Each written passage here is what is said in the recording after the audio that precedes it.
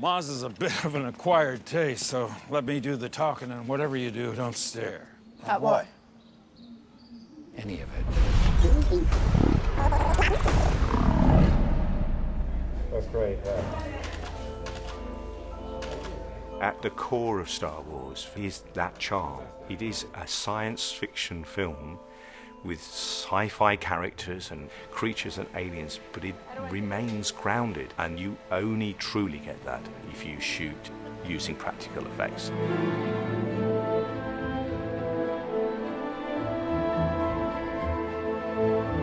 Star Wars has a particular feel to it, a charisma almost about it, that we had to hold on to. In order to add further characters, we had to be very careful that we designed them and constructed and brought them to life in a very sensitive way.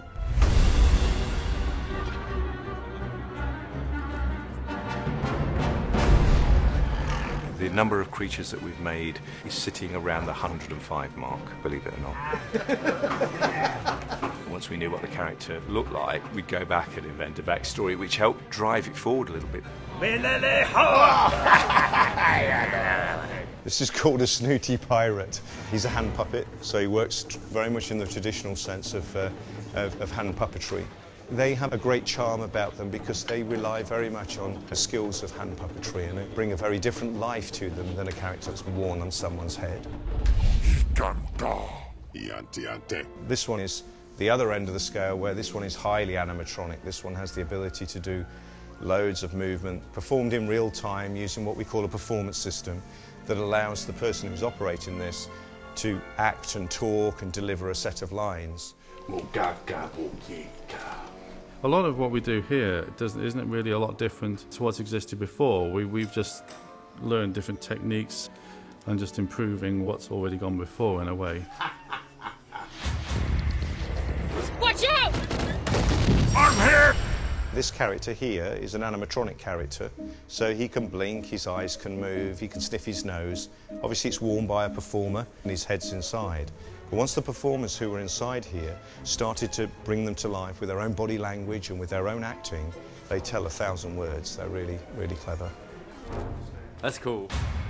This is what you'd call Lee Baker would have played this role as well as R2. So I'm about to get into this huge box, and I've got these big feet here, and I just walk very, very slowly.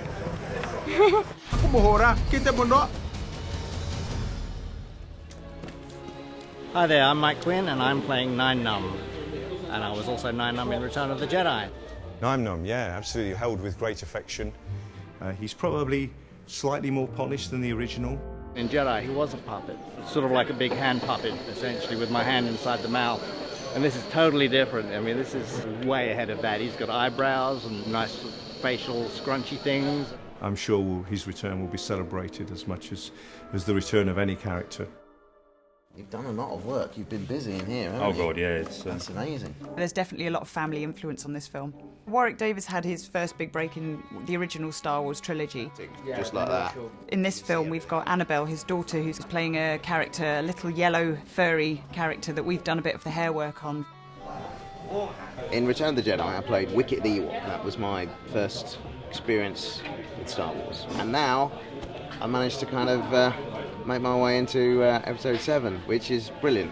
You know, we're working with some of the best filmmakers in the world here, you know, in all departments, you know, the guys that build this stuff. I mean, if you see inside my head here, it's phenomenal. Look at that. I mean, it's a pity that we don't see that, because that is a work of art in itself. That's mine! This is Unkar. Unkar was the junk dealer. This is a silicone prosthetic, very malleable.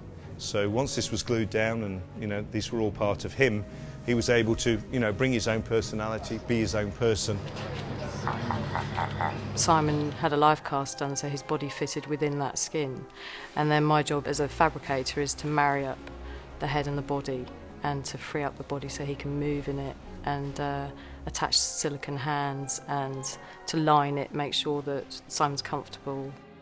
We did all the close-up work on Unkar at Pinewood because the mask had to be glued to my face so that the articulation was there. We couldn't do that in Abu Dhabi because of the heat, so we used the pullover mask and a sort of fat suit and rubber hands.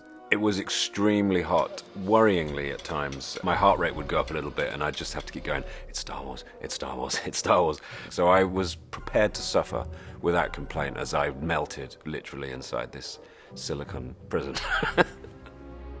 So one thing that The Force Awakens has really done is it brought together creature effects on the practical production side and creature effects on the CG side. And then we have these times, with Unkar where we meet in the middle a little bit, where we have a creature on set, but then you want to add some little details to the character, and that's where the CG can be used sort of in conjunction with those great prosthetics to produce something that's sort of better than both. Follow the girl and get that droid.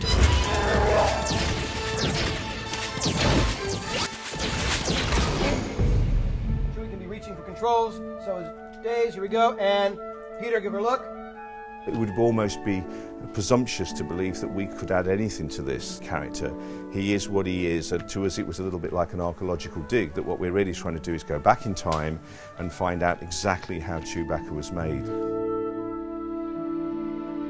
I think it was Stuart Freeborn's wife knitted Chewbacca's suit. It was a wool knitted suit to which they applied all the hair and things afterwards.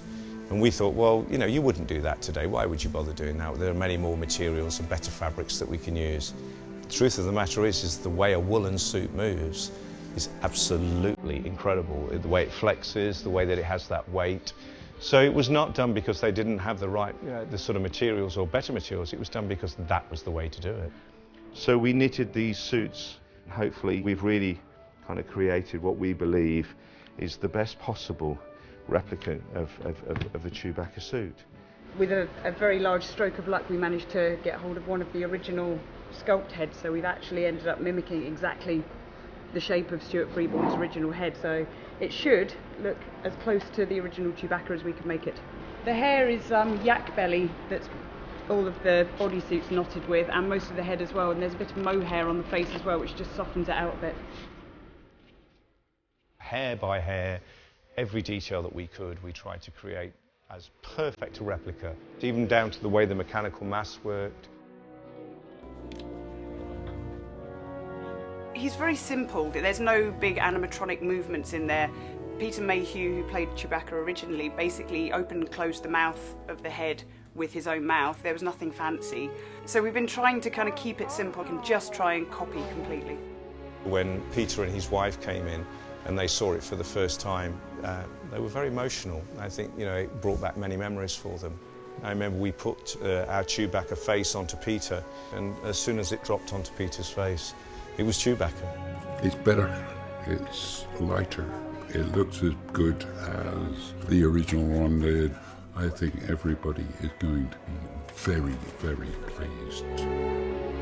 When I first saw Chewie on set, without any shame whatsoever, I asked if I could have a hug. I think we've worn the suit out probably quicker than we expected, because every time he meets